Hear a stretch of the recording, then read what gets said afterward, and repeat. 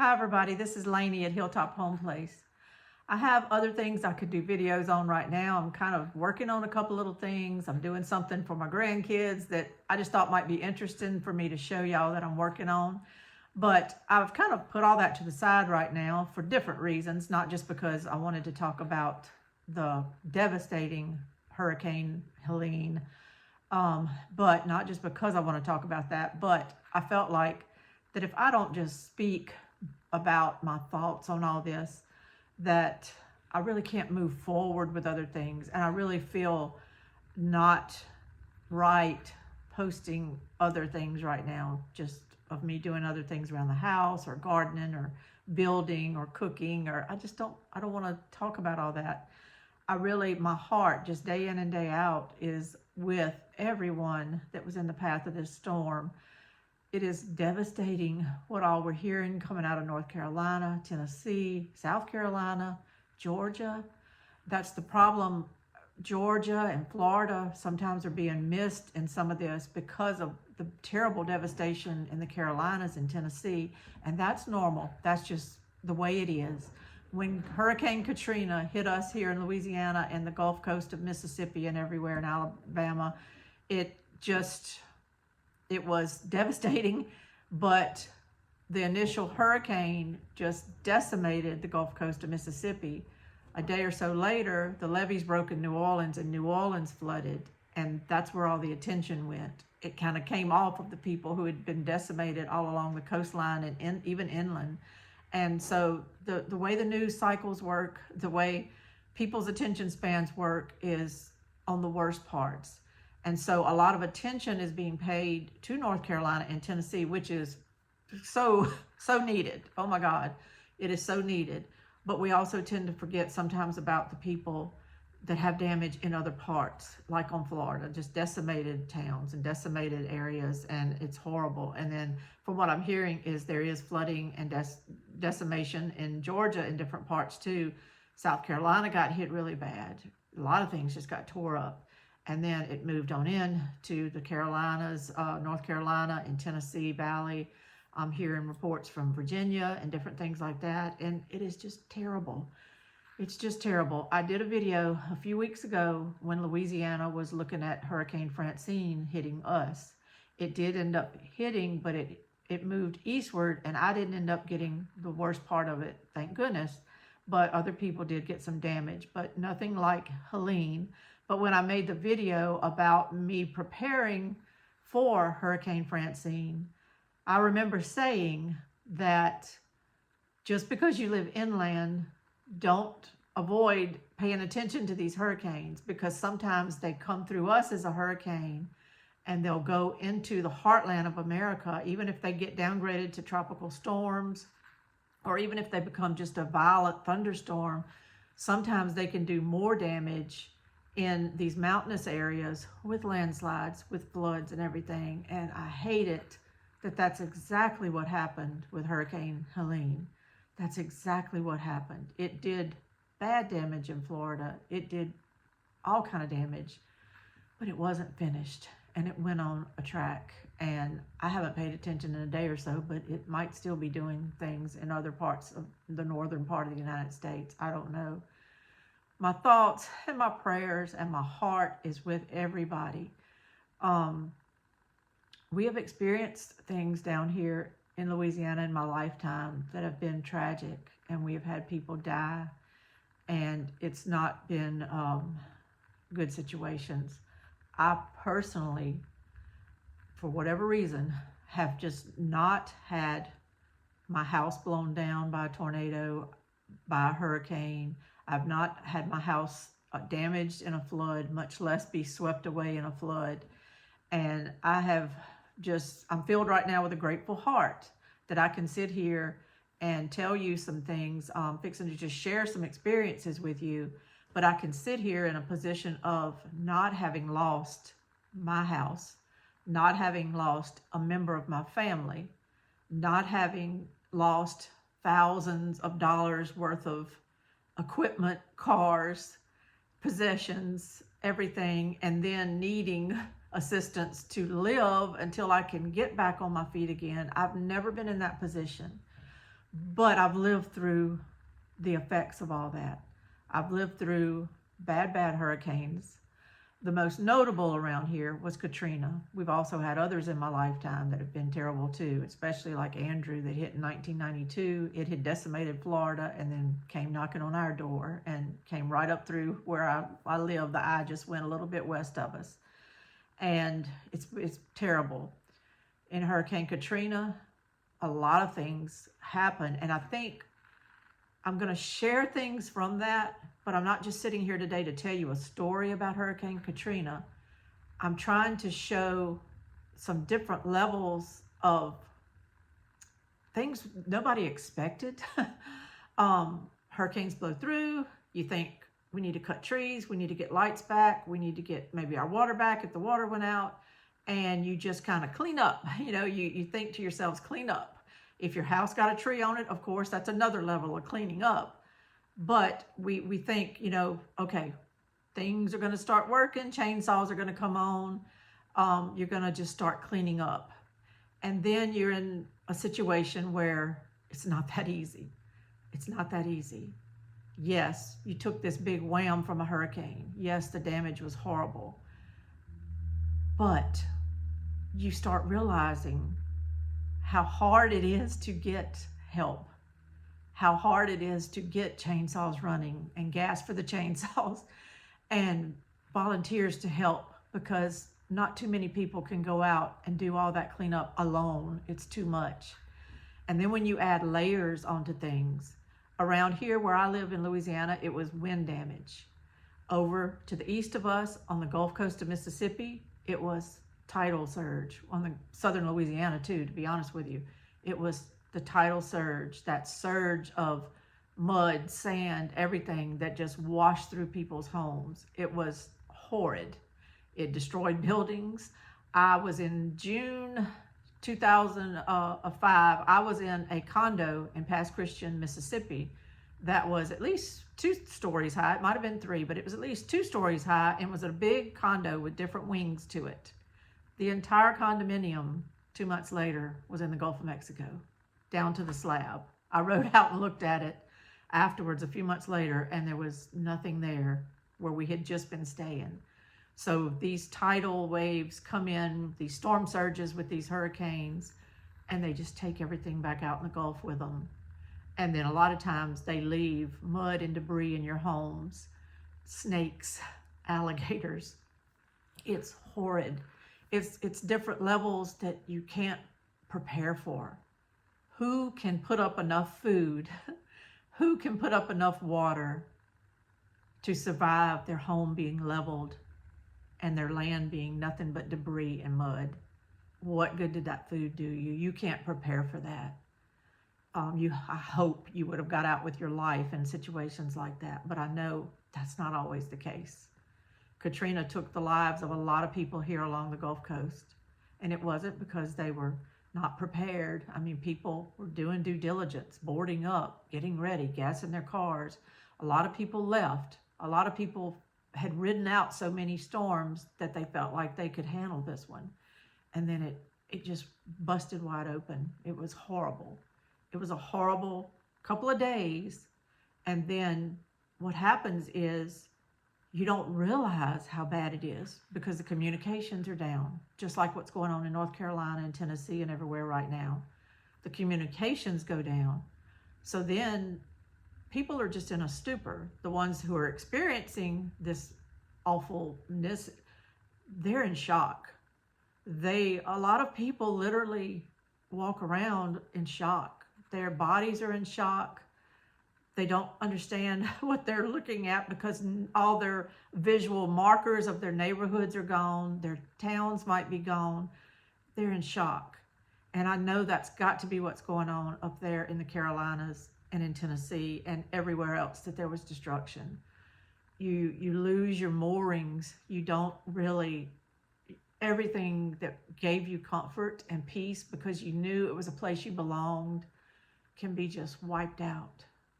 And so I can't get all these feelings out of my mind, and I keep worrying about people up there because though I haven't lost a home, I have been in situations where I'm with people who are in these shock stages and who are just trying to figure out 10 minutes from now. They can't figure out FEMA and insurance or anything else. They're just trying to figure out 10 minutes from now. And when you add levels of maybe they lost a loved one, but they can't do anything about it right now because the funeral homes were damaged. The hospitals are sometimes damaged. Think about New Orleans. For people that know about Katrina, you'll know what I'm talking about.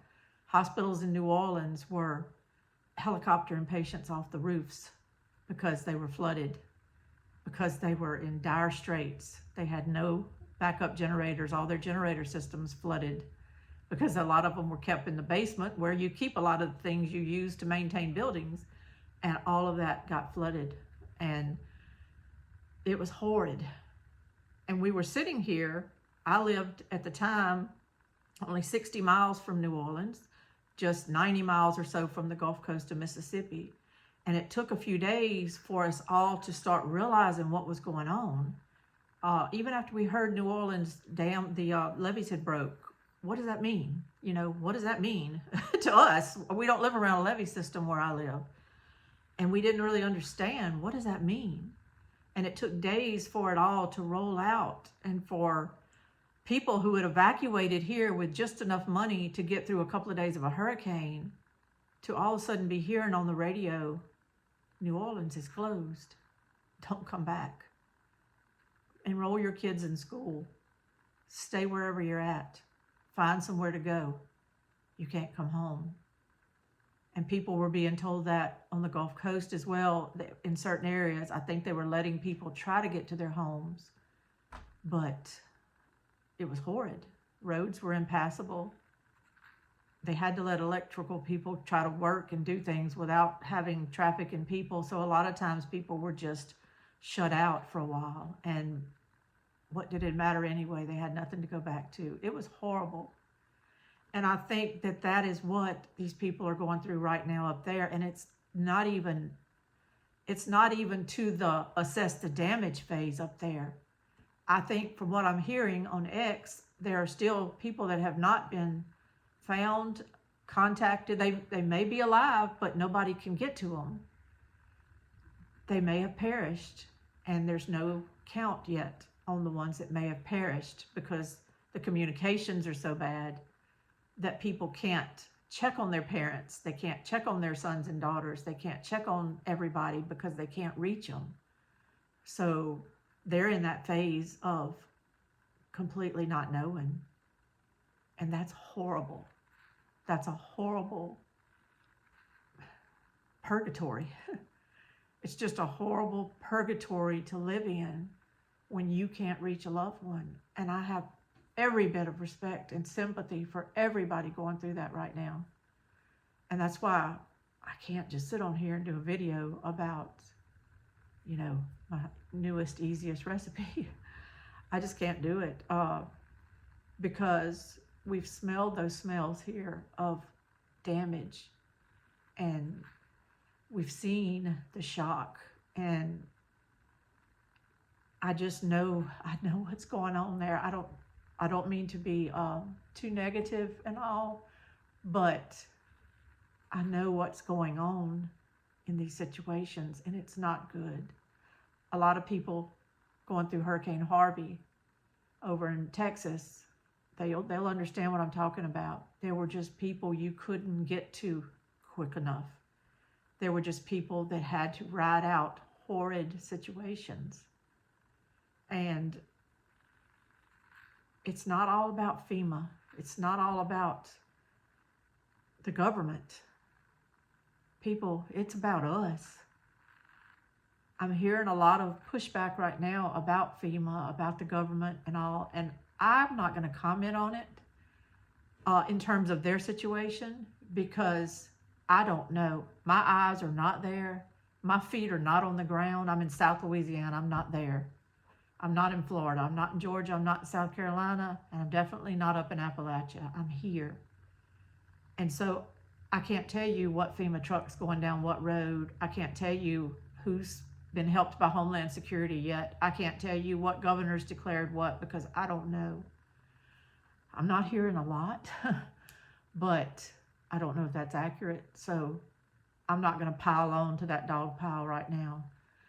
What I wanted to say, because not only did we go through Katrina here, that was in 2005, but my hometown is Denham Springs, Louisiana. I'm just going to put that out there. That's not where I live anymore.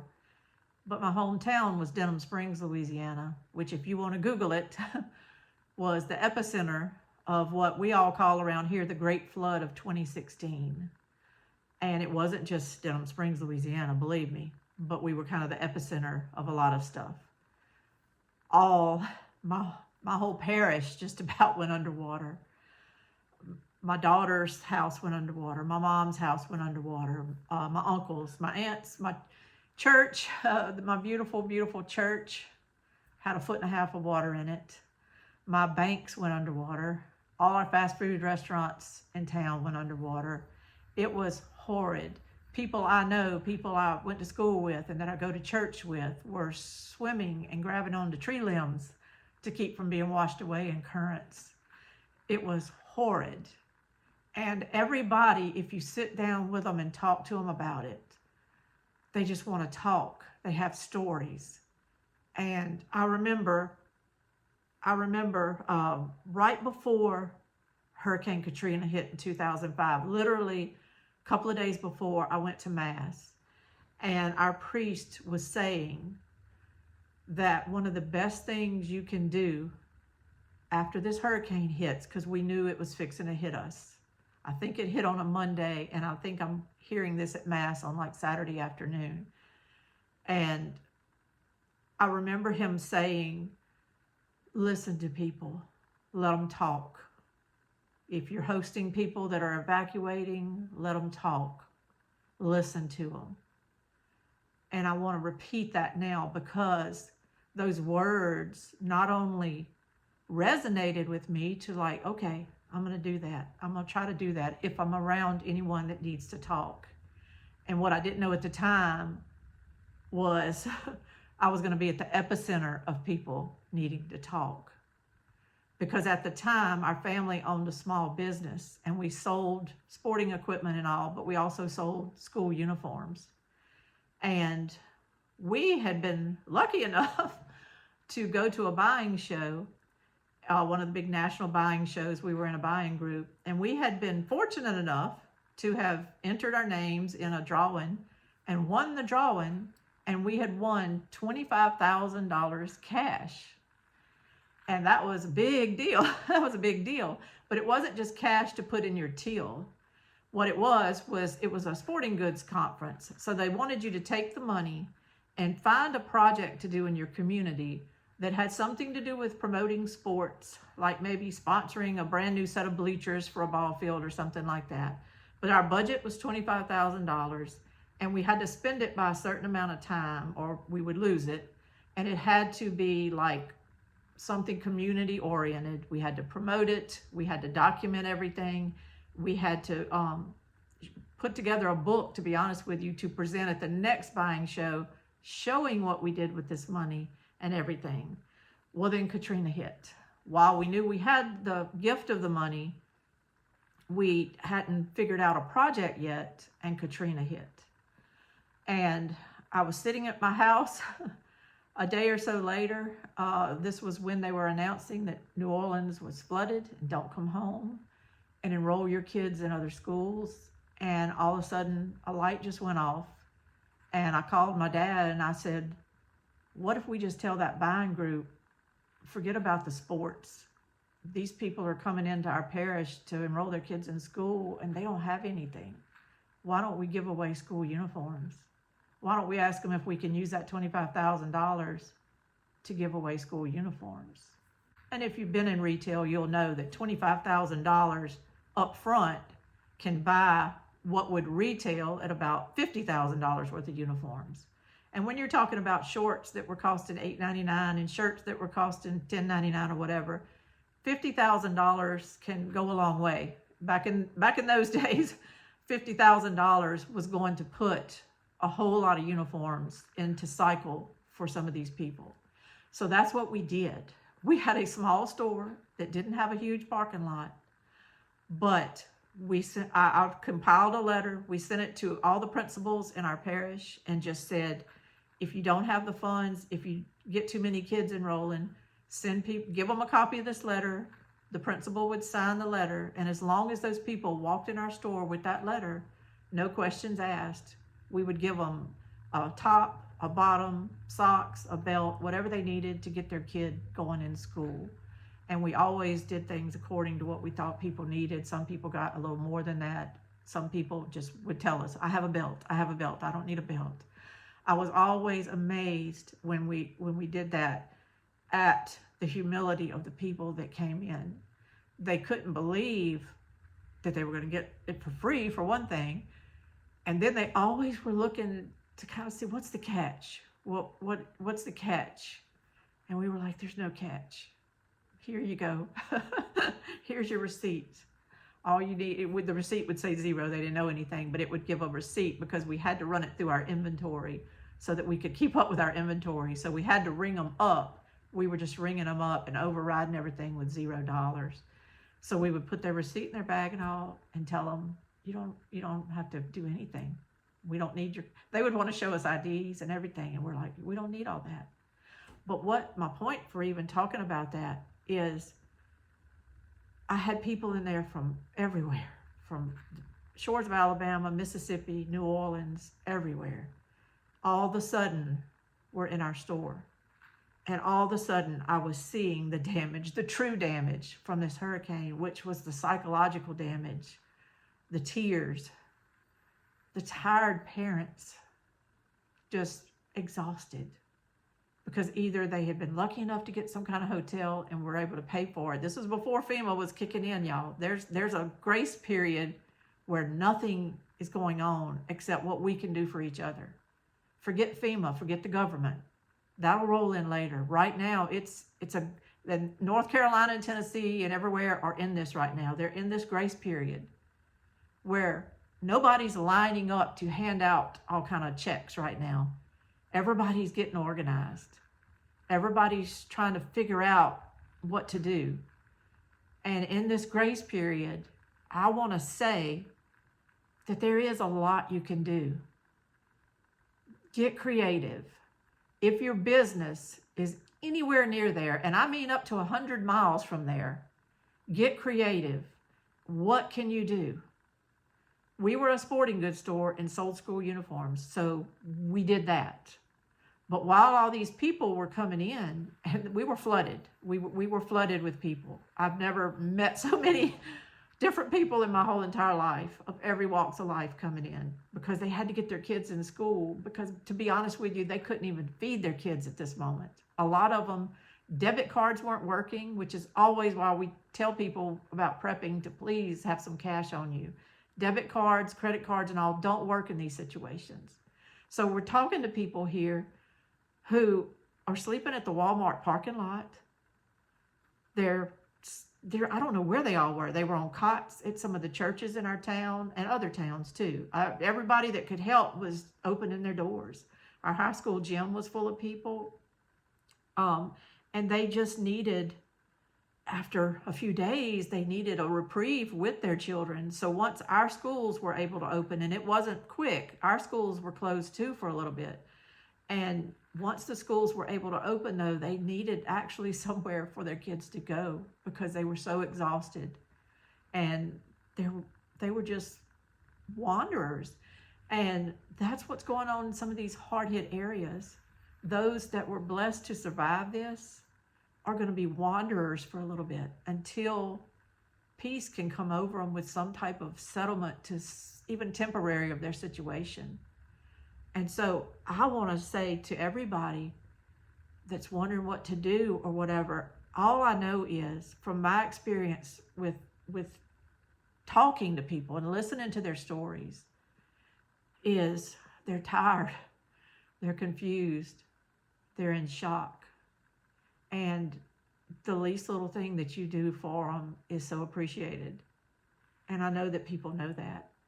But when I say the least little thing, sometimes it's holding their child to give their arm a break for a little bit. Can you imagine standing in line to try to get food or water right now, and having kids running around, and it's hard. Maybe you could just, it's hard to take on everybody, but maybe if you're close, right now I'm talking about people close, because people like me that are farther away, we can't even get to you right now and don't even know what to do right now. But if you're within 100 miles of any of these areas, even Florida, they got hit in the Bend of Florida, which is not as close to me. If it was in Pensacola area, it'd be different, but the Bend of Florida is farther away. But if you are in any of these areas and you're close enough, rethink your business right now. Rethink your business. Can you be a drop-off point? We were just doing our thing, doing uniforms, and all of a sudden we had an 18-wheeler drive up. We didn't even know what was going on. And what had happened was one of these charity organizations had heard we were giving away uniforms. They had assumed we were a drop-off point. And so next thing you know, they drove away and left pallets and pallets of bread and bottled water in our parking lot. Well, we just brought it in and we became a drop-off point. We became a place where you could get bread. You get a uniform, you're getting a loaf of bread, you're getting some water. And people would say, well, I have bread right now. And we would say, take it, just take it. You know, people are good. I've been hearing of looters and things like that going on right now up there. I'm not going to make any judgment on that either, because when you say looters, my first thought is bad, you know, bad people, looters. I have no patience for shoplifters and looters. On the other hand, I'm not living there right now. And I'm not in a situation where there's a store that's full of food, the owners are nowhere in sight, the doors are locked, and I've got kids here with nothing to eat. I'm not going to judge anybody right now. So I'm going to let that looter stuff go too, just like I'm going to let the FEMA and the Homeland Security and all the declarations go right now, because I'm not boots on the ground. I think if people have to feed their kids, and if roads are out and interstates are washed out and there's no way in except helicopter, and the helicopters aren't humming right now because they may be rescuing people in other areas, I don't know. I'm not going to say anything about that. But my experience is that people are good and they're grateful. And I didn't run across too many of them, just a couple of little incidences, but not much, of people that wanted more than we were able to give them. That I didn't run across any that weren't grateful. I just only ran across a couple of them that may, I guess, have expected more from us, but we were doing the best we could because we had to serve as many as we thought were coming. You know, we didn't know how many were coming. It ended up being a lot. And that's my thoughts right there. Listen to people. Respond to people. Rethink your business. If your business could even just get a hold of racks, just clothing racks like they have at stores. Put the racks out in front of your business. It doesn't matter if you're selling, you know, boutique items in a town. If you could put out a rack of clothes in front of your business with a big sign on it that just says free clothes. We did that as well. I cleaned out my kids' closets. I had 2 teenagers at the time. I cleaned out everything they weren't wearing. I hung it on those racks at our store. We were a retail store. We needed to make money. But at that moment, we gave away stuff. We gave away uniforms, and we gave away personal items from our home. My youngest son was 3 at the time. He wasn't obviously needing baby clothes anymore. So I gathered all those up and I brought them, and they went fast. People, you know, brought what they needed in a diaper bag to evacuate for a few days. They didn't bring a big, closet full of clothes for their kids, and they didn't have a lot of stuff. And so I wanted to say, whatever you can do, if you're close, whatever, and you would be surprised what all you're capable of doing. If you are anywhere near that area right now, if you're not already involved in something, if you are, that's great, but go through those closets. Turn loose of stuff. You don't need it. You can't take it with you to heaven. Turn loose of it. Do you have nice, I'm talking about decent stuff, not trash. Take decent little clothes of your kids. And what I would recommend, and what just helps people because they already are overwhelmed, is to not be in a situation where you're throwing everything in a 55-gallon garbage bag and just going and setting it somewhere to donate. I don't think that's the best way to do things. If you can, if possible, organize it a little bit. You don't have to go crazy. But if you have a Walmart bag and you have a written with a Sharpie or put a tag on it that says 2 toddler clothes, do that. Make it easy. 2 toddler girl clothes, 2 toddler boy clothes. Make it easier for people who have no energy right now and no stamina to dig through a mountain of clothes looking for something for their baby to wear. If the people that you can give it to straight they would appreciate it more that way. If you are donating, the people you're donating it to, say you're going to a fire station or something to donate, what a glory you are to walk in with everything organized. Here you go. Here's 2 toddler clothes for babies. Hey, Billy Bob, take this to the baby area. Here's teenagers' blue jeans. It's girls' junior sizes. Hey, they're going to be happy. Here, Clara, come get these girls. Put it in the girls section. This is teenage girls. You're helping people. Don't create more work for people by just throwing everything in a 55-gallon garbage bag and going and setting it outside somewhere of a building. Help them out, because nobody, not the volunteers that are closer than you are, nor the people who are coming out of this dreadful horror, none of them have the bandwidth to even think about going through tables and mountains of clothes right now. Make it as easy for people as possible. Same thing with food. If you're boxing up food, write on it. It doesn't take but a second. Write on it what it is. Canned vegetables, pasta mixes, whatever. Kind of make it easier on people to deal with it. The flood of 2016 was another situation that was horrible, and I've alluded to it already. And I've told you that everything was flooded. So I didn't flood. I got trapped away from my house, actually. My mom flooded, and I was staying with my mom at that time because she had had surgery. We had to make an escape out of Denham Springs to Baton Rouge, and I had to drive through some floodwaters, which they tell you never to do, but we all had to do it to get out of our town, and we made it. And we probably were one of the last people out, but we had to get my mom evacuated because it was a serious situation and she could not have sat in a flooded situation, and so we had to get her out of town. So thank goodness we did, but it made it where I was separated from my own home. My husband and my son were at my own home, and I was in Baton Rouge. And but what you have to do is just evaluate things. Our house didn't end up flooding. My mom's did, my daughters did, and then I had uncles and aunts and everybody that needed to be taken care of. And so my sister didn't flood and I didn't flood, so our houses became hotels. And that's just the way it was. If you are in a situation close to some of these areas, it's hard to take strangers in. But believe me, when it's mass devastation like this, everybody you might know knows somebody that's involved. So it won't be hard to find someone you know that needs help. And if it's not you personally knowing them, I guarantee you one of your friends knows them. One of your people at church knows them, because everybody is looking for family right now and trying to connect and figure out what's going on. And so many houses were damaged. So you will know somebody. If your house didn't flood, bring them in. Just try. Just see, even if it's for a few days, that you can handle it. Help people out, because hotels are not the safest places to have kids running around.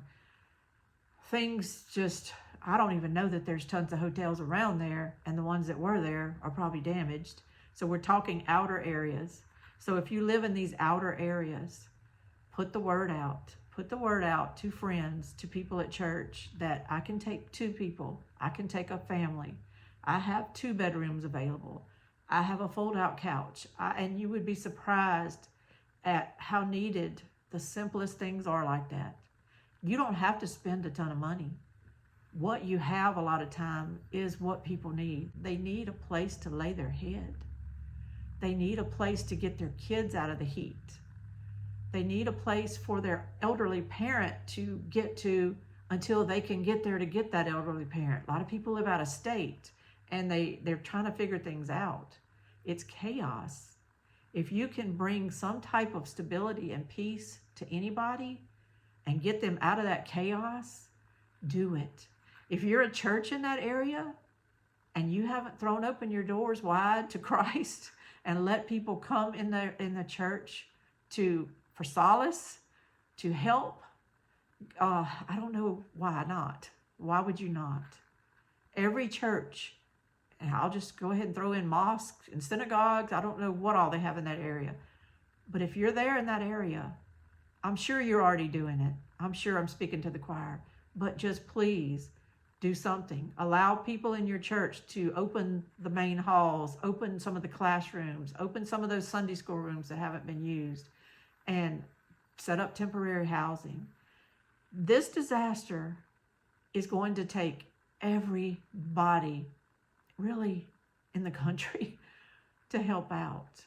That might sound strange, but think about it in terms of layers. Right now, boots on the ground, rescuers. You know what's the most valuable commodity in a lot of this is right here, your muscles. All these teenage boys, all these men that live in these towns right now, there's something you can do. There's something you can do. Stay if you can and help people. And a lot of these people, I don't know if it's even accessible with any type of all-terrain vehicles or anything like that. It may be boots on the ground and eyes on people that save lives.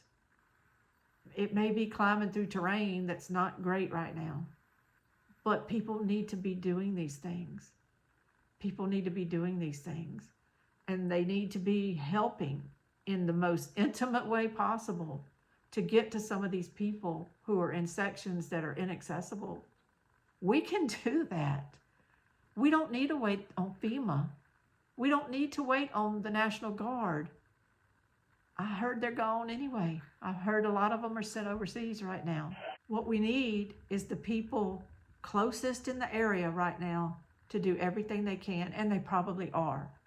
And then as the scope goes out, people in all the other towns around there, what have you got? What do you have that could be helped? It may be a chainsaw. It may be some gas in gas cans. You might never see it again. That's part of it. Right now, it ain't all about you. It's about helping whoever you can help. You might never see it again. I sent ice chests full of food to help feed people in Hurricane Harvey. The big, long, nice ice chests like you would use on a fishing boat. I never saw them again. They even had our names written on the ice chest. I never saw them again. But that's okay. It's an ice chest. My house wasn't damaged. I couldn't say anything. I wasn't going to say anything. It was just an ice chest. You might lose a chainsaw. You might lose some gas cans. No big deal. You got muscles? Do you have time? Do you have some energy still in you because you have some food? Help out. And then as those circles move out to surrounding towns, what you got? What do you have that you could use? What are people going to need? Old people, check on them. Check on your old people. What do they need? Did their house make it, but they're sitting there in the dark right now? What do they need? If their house made it, but these elderly are sitting in the dark, you can do so much. You've got it. You've got it. Go help them. Food, water. Let them talk. Give them time. Listen to them. Bring them to your house. If possible, if that's what they need, if they want to leave their home, maybe they want to come stay with you because they're scared. Talk to them. Don't let any elderly around you not be contacted. Just because their house looks good does not mean they're good. All these images that we're seeing on X, we're seeing, I don't know if they are because their communication's been so bad, but all these images can cause a lot of stress. It causes us to understand what's going on, so that's a good thing. But also, it can cause a lot of mental anguish in people, seeing other people suffering and feeling like there's nothing they can do. So talk to people. Let them voice to you. You don't have to know everything. You don't have to know everything. Just listening and giving people a hug, that's like priceless. It's priceless. I had to turn lights on. It was getting dark. But what I was going to say was, as the circle expands, that's people like me that can be gathering things to donate or sending money to donate. And people that are way out across the country in different areas. Money to good organizations. I would just encourage you to do some research and find some as local to the situation people as you can to donate to. And that's all I'm going to say. I'm not promoting anybody. I'm just, some of the bigger organizations I've never been too thrilled with. I like to get it as close to the people that need it as possible. And I would just encourage you to do that. But also, you might live 1,000 miles from there, but you might have some equipment they need. What do you have that you could send that direction? What do you have? And rock and roll.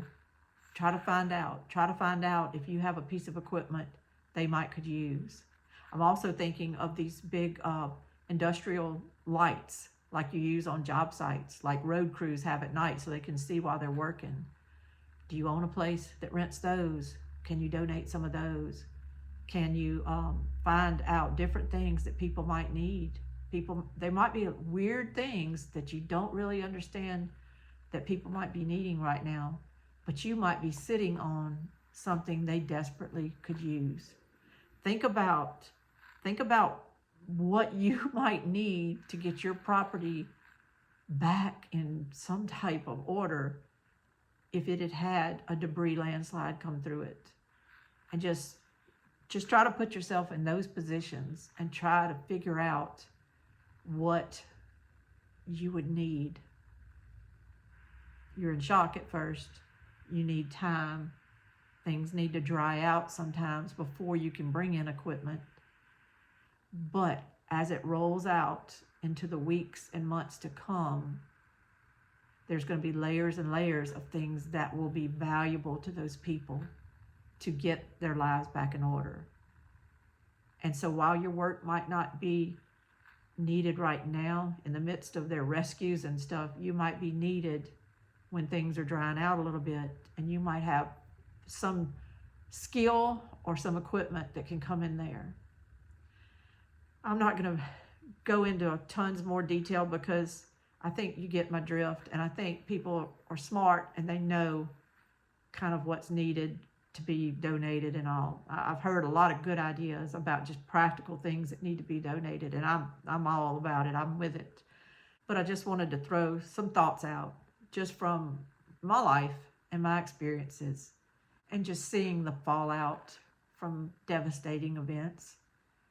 And I know that what they're going through right now up there is worse than anything I've ever seen. And that's what gets me, because I just know how bad things can be, and I know that's what they're going through. And I sit here in Louisiana in my beautiful weather that's going on right now, in my safe, intact home, and I do feel helpless. And I just wanted to let anybody know out there that you're not forgotten. I don't care what's on the news at night and whether they're carrying this like crazy or not. They almost did not even hardly mention our flood in 2016 down here very much. It finally got some coverage when Sean Hannity came down here. Bless his heart, he did come. And President Trump came. And God love him. He showed up. And people do love you. And people do care. And we're all sitting here right now, just, we want to be there. We want to be there and help. And a lot of us can't. I can't. I can't. If you listen to my channel at any time, you understand that I can't. But just because we can't be there doesn't mean we won't be showing up for you in the coming weeks as we understand what's needed the most and we try to supply it. Because you're Americans and you're our family and we will be there for you. You're not alone. You're not in this alone. You're not going to get through it alone. You're going to have the prayers and the support from a nation that loves you and that wants so badly to make everything okay. I hope you feel the love wherever you are if you happen to stumble across this video. This is Lainey at Hilltop Home Place. Y'all take care. Take care. And may God bless you and keep you and make his face to shine upon you and grant you peace. Amen.